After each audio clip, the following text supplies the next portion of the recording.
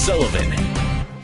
And thanks for joining us. Here's what I have at the top of the stack. We will get to the topic of the Fed in a moment. But first, beyond all the computer problems, the big issue this week was the knowledge that the White House knew that there would be massive insurance policy cancellations, which would pressure people to sign up for a mostly broader but also mostly more expensive health insurance policy.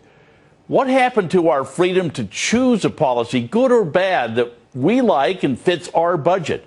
When did we say it's okay for the government to decide that a product we have purchased isn't good enough for them? Joining me now, a man who preaches liberty, former Texas Congressman Ron Paul. And Congressman, great to see you with your nice new studio and everything else there. But and I want to get to the Fed with you in a little bit, but I want to start off because you're a medical doctor, and I look at this and it seems like they're trying to sell the whole idea about health care. This is simply a financial product that they're trying to sell. And I was in the investment business for a long time. You can't be just technically correct. You've got to really explain everything to the public. Do you feel they're doing that? No, obviously, unless they're doing it all on purpose, and some people suspect that they might be, in order to drive this whole medical care system in a certain direction. But it is a service as well, and it's being delivered from Washington through central economic planners, which, most conservatives and free market people don't like. But it's not like this just started. This is sort of the climactic end to this efforts. But, they started messing around with medical care in the federal government, for 40, 50 years in the 1960s. And every time they mess with it, they make it worse.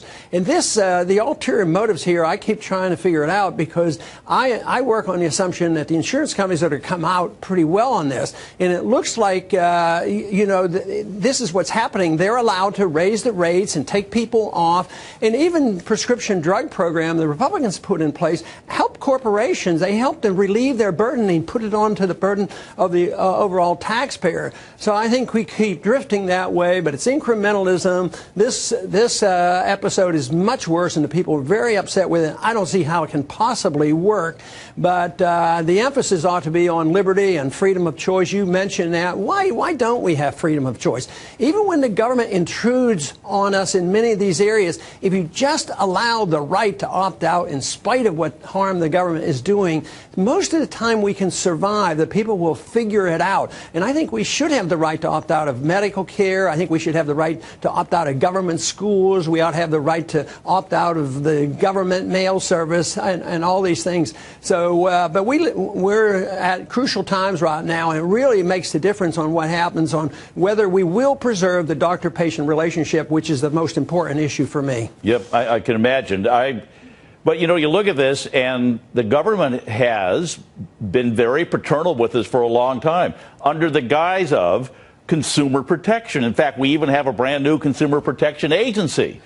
So they're saying, we're here to protect you. This is just another extension of us, the big paternal government, protecting you from those evil insurance companies. And you need a villain, and insurance companies are easy to blame. Well, that's traditional. The do-gooders always say we have to take care of the people. Community Reinvestment Act was to take care of the consumer and protect them against the evil bankers who wouldn't give out bad loans. So expand the credit and give out bad loans, give everybody a house, and the value of the house goes up and everybody is happy until the bubble bursts. But it was all done in the name of protecting the consumers. The regulations ultimately help the big guys. If you have banking regulations, usually the bankers are behind the scenes writing the regulations. If you have regulation on drugs, it's the drug companies that write the regulations. And most of the people in Washington are well-meaning. They say, well, we really have to protect the people against these evil bankers and the evil drug companies. But they end up writing these regulations, and the consumer gets really hurt. And look at what happened in the housing. People lost their houses, the people that were supposed to benefit from all these programs. But you bring up an interesting point. And again, now this week, the president has already started to throw the insurance companies under the bus, saying, we didn't cancel your policy. Those guys did. Look over there. Don't look at me. And yet at the same time, if I was an insurance company and you came to me and you said, what we're going to do is we're going to try and get the people off of those $50 policies and make them pay $500 for a policy in I would go, wow, look at the premium increase I'm going to get. Well, the one problem there is whether it's flood insurance, housing insurance, or medical insurance, the word is used erroneously. This is not insurance, and you know as well as I do that insurance is supposed to measure risk. But when you call it government insurance and tell the insurance company what they must do and what they must provide, then it becomes forced welfare. So this has been the biggest problem that we've had, is they pretend this is insurance, and it isn't. It's nothing more than a government mandate and a dictate, and they're looking for who's going to pay for it. So the people who need the insurance the least are the ones who have to pay for it, because there's a larger number of people in the older category who wants and needs the medical care, and they call it insurance. It has nothing to do with insurance. It has government central economic planning, which is the real evil. So get your doctor hat on, do the prognosis on this. I mean, is this going to implode? Is it going to implode in 6 months, a year? Or is it just going to be, Congress is going to keep tinkering with this thing for a decade? They're going to keep tinkering with it until it collapses, which could happen before 10 years is up.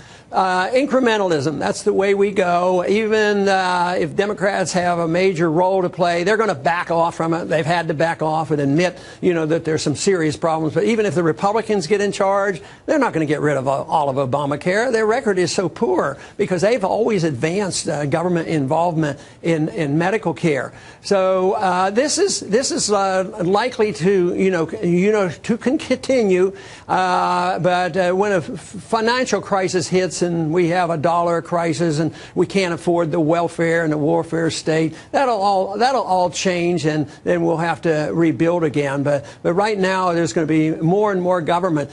But even today, in spite of all this, I've come across some individuals who are breaking out of the system, opening up their own clinics, and offering surgery for cash for about 1/10 of what happens if you go through the insurance system and all the bureaucracy. It is out there, and it's available. But that's for you and me. We can afford to do that. But again, if you're on Medicaid, oh my gosh, the system is already stressed, and they're pouring more people into it.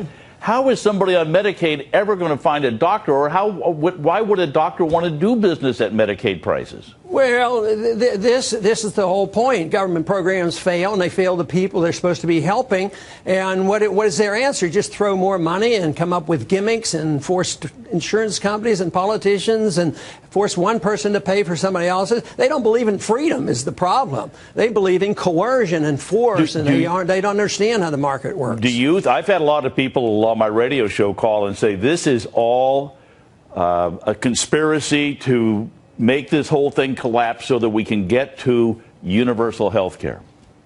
Well, that's probably a direction that we're going in. I don't know whether they sat around here and 12 people conspired to do this. I think it's a conspiracy of stupidity and good intentions going the wrong direction, because a lot of people are doing that. But I do believe there's a lot of influence in Washington, no matter what system that we have, of big corporations. They have big information, whether it's the military-industrial complex, the medical industrial complex, the drug industrial complex. All these big companies have a lot of influence, whether Democrats or Republicans. I believe that the insurance companies are going to do all right, because they're getting rid of their policies that are marginal, mainly because there have been too many regulations. Now they're going to get bailed out, and the little guy doesn't get some help.